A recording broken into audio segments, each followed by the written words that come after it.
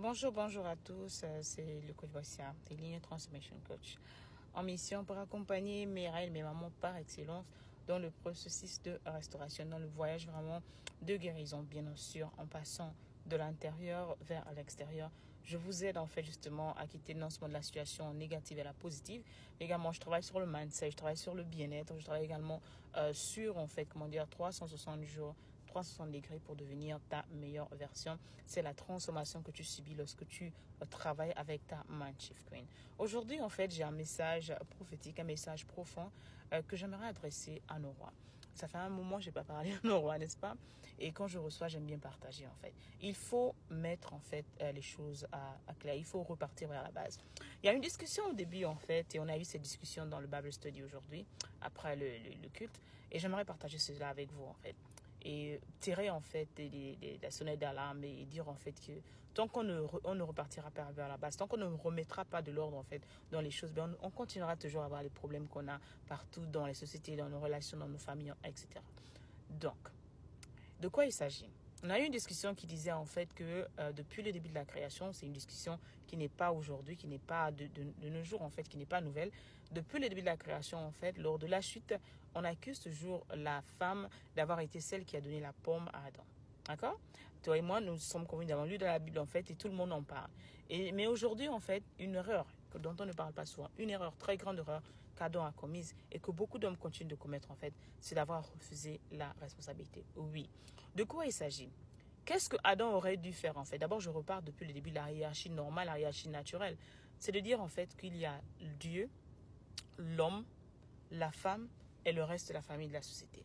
Je répète encore, dans la hiérarchie normale spirituelle, d'accord? Il y a Dieu, il y a l'homme, il y a la femme et il y a le reste de la famille.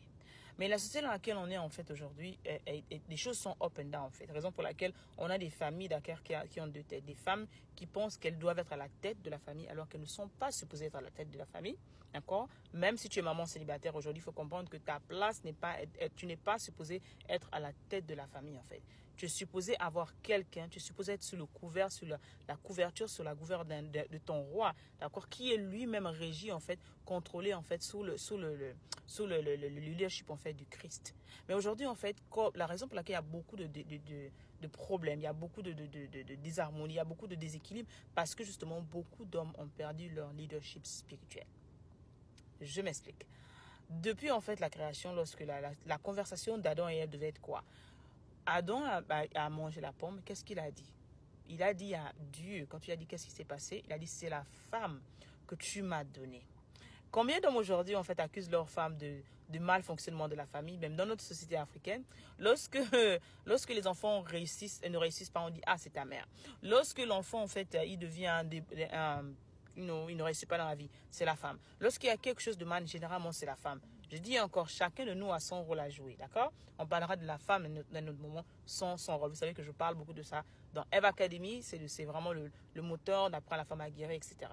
Parce que si la femme n'est pas guérie, si la femme n'est pas en plein dans elle, si la femme ne sait pas en fait sa place, ne connaît pas sa place, d'accord? Il y a beaucoup de choses en fait, elle ne peut pas être honnête, d'accord? Mais aujourd'hui, je vais parler de l'autre côté en fait, du côté d'homme, du côté de la responsabilité. Il faut que les hommes aujourd'hui en fait prennent la responsabilité, leur responsabilité pleine. Malheureusement, en fait, la société nous parle juste de la première responsabilité qui est la responsabilité financière. C'est-à-dire que l'homme doit pourvoir à sa famille, doit avoir besoin de sa famille, de sa femme, etc. Mettre un toit, payer la majorité des charges de la famille, etc. Sinon, c'est ça le devoir, d'un côté le devoir. Mais en dehors de ce devoir-là pécuniaire, en dehors de ce devoir-là financier, etc., il y a également l'un des plus grands qui vont permettre en fait que la maison même qui est la base de tout soit soutenue, c'est le leadership spirituel. Et c'est de ça dont on parle aujourd'hui en fait. Il faille en fait que beaucoup d'hommes en fait se repartent vers la base, se reconnaissent, parce que si tu as une certaine situation que tu traverses dans la vie, dans le boulot, dans les affaires, etc., avec ta femme, avec tes enfants, il va falloir que la sagesse vienne du dessus en fait. C'est avec la sagesse que les maisons se construisent en fait. Avec l'intelligence. Mais il y a des intelligences, il y a un certain niveau, certaines révélations, comme je parlais il y a quelques jours, en fait, qui te viennent, en fait, parce que tu passes du temps dans la parole. Combien d'hommes aujourd'hui passent du temps dans la parole? Combien d'hommes, en fait, ne comptent pas juste sur leur boulot, sur leur propre intelligence et vraiment se refaire à la parole? Il y a des situations que Dieu va te donner parce que, des solutions que Dieu va te donner lorsque tu seras connecté à ta source. Parce que ton leader, c'est vraiment Dieu. Mais combien d'hommes, en fait, sont soumis à leur autorité? Combien d'hommes, en fait, justement, sont soumis à leur autorité pour recevoir la parole, pour recevoir la direction, pour recevoir, en fait, la solution au problème que tu traverses. Que ce soit la femme qui est soi-disant insoumise. Il faut que toi-même, tu sois soumis à une autorité parce qu'elle répond, en fait, d'accord, à la hiérarchie. La femme est le revers, en fait, de toi. Mais la femme est le résultat de ce que tu lui donnes. La femme est, en fait, d'accord, ton miroir. Parce qu'on juge un homme par rapport à la femme qu'il a. Raison pour laquelle je dis souvent que la réussite d'un homme, la sagesse d'un homme, la prospérité d'un homme dépend vraiment en grande quantité de la femme qui l'épouse. Mais pour cela, il faudrait rétablir en fait justement l'ordre dans la maison. Il faut rétablir en fait les choses. Le leadership spirituel. Combien d'hommes ont le leadership spirituel? Combien d'hommes sont responsables, d'accord, de leur position de leader dans la maison? D'abord, parce que c'est la première société, et dans le reste des choses en fait. Parce que si le leadership n'est pas rétabli dans la maison, n'est pas rétabli dans la famille avec tes enfants, etc., tu auras du mal, si tu as du mal à leader ta maison, laisse-moi le dire comme ça, en tant qu'homme, tu auras du mal à leader ta société, tu auras du mal à même soutenir la société en fait. Donc il faut repartir. Il faut repartir vers la source qui est Dieu. Il faut que tu t'imprimes de la parole. Il faudrait que tu sois un homme qui soit spirituel. Un homme qui ait une relation personnelle avec Dieu. Un homme qui ait vraiment cette connexion spéciale en fait.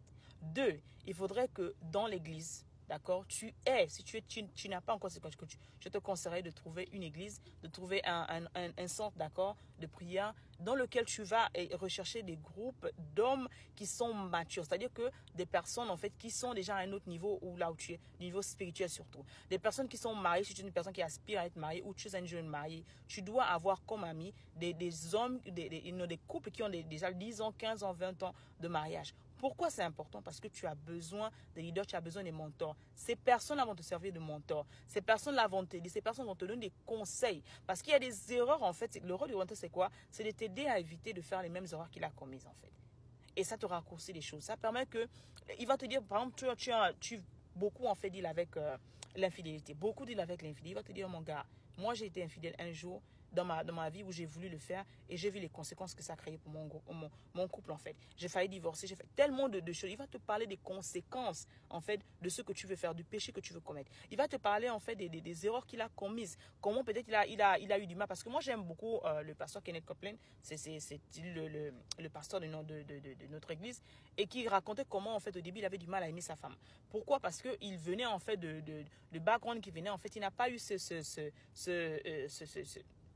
cette base-là, en fait, il y a eu beaucoup de choses qui l'ont manqué, mais il a appris à aimer sa femme, en fait.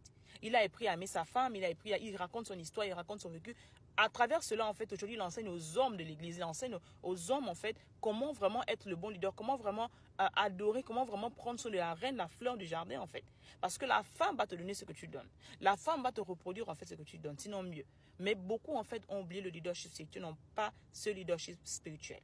Et je te le rappelle encore aujourd'hui, c'est très important en tant qu'homme que tu prennes cette responsabilité. Tu as la responsabilité matérielle, financière, etc. de ta maison, mais également le leadership spirituel incombe vraiment à l'homme. Parce que c'est d'abord à l'homme à qui on a donné la parole. C'est la première créature de Dieu, d'accord? Et c'est lui à qui est censé rendre compte, d'accord, à son supérieur qui est Christ. D'accord? L'autre élément important également, d'accord, est important, donc tu as la parole, tu as également les leaders que tu dois avoir, les mentors. Également, il faut vous cultiver.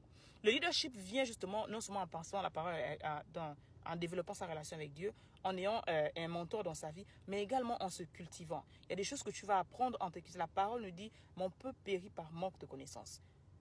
Avant de te marier, avant de te mettre en relation, avant d'avoir d'enfants, est-ce que tu as pris la connaissance? Est-ce que tu as fait des recherches? Est-ce que tu as reçu en fait, d'accord, les clés importantes pour pouvoir bien mener cette relation, pour pouvoir bien être ce papa? Tout ça en fait, ça passe par la connaissance. Est-ce que combien de formations as-tu reçu? Combien de conférences as-tu assisté? Combien de livres en fait as-tu en fait lu par rapport à la situation, à cette nouvelle saison de ta vie? C'est comme ça qu'on grandit en fait. A leader is a reader.